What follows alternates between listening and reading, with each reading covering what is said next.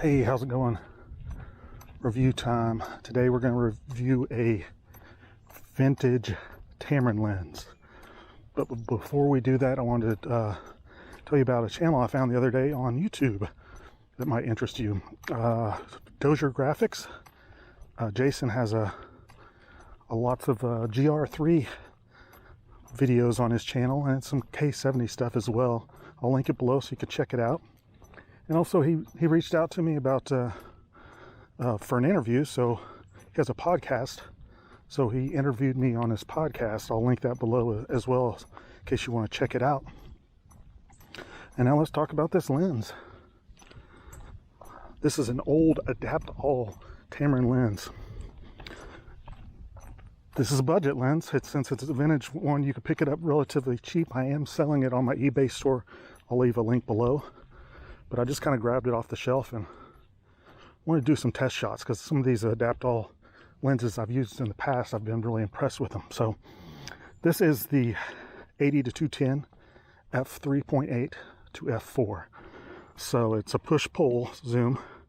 So at 80 millimeters, the widest the aperture can be is at f3.8, and then at 210, the widest aperture can be is f4. So pretty close to being a constant aperture there. So today I'm shooting with the K-3 Mark III.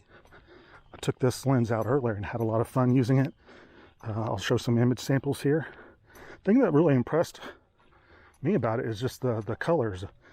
Typically when you get a old vintage zoom like this, the colors don't really pop, but they pop pretty well on this.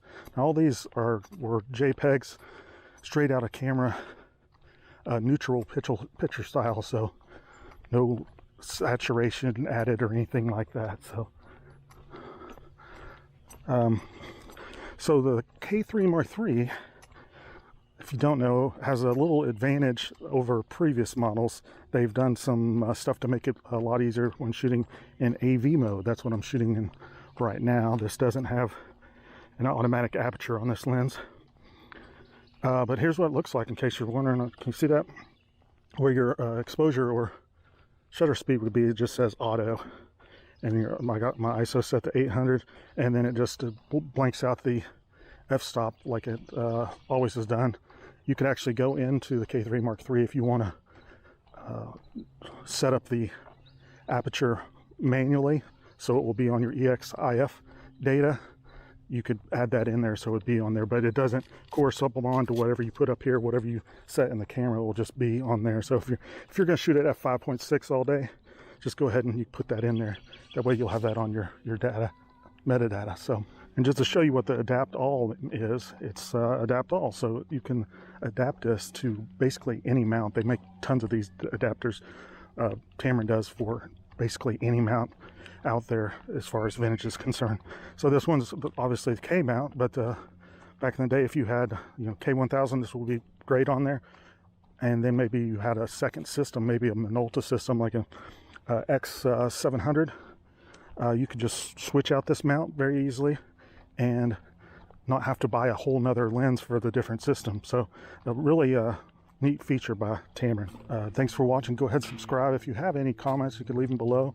And also, if you hadn't tried one of these adaptall lenses, go out there and buy one. If not from me, from someone else. I think you'll enjoy them. Thanks for watching.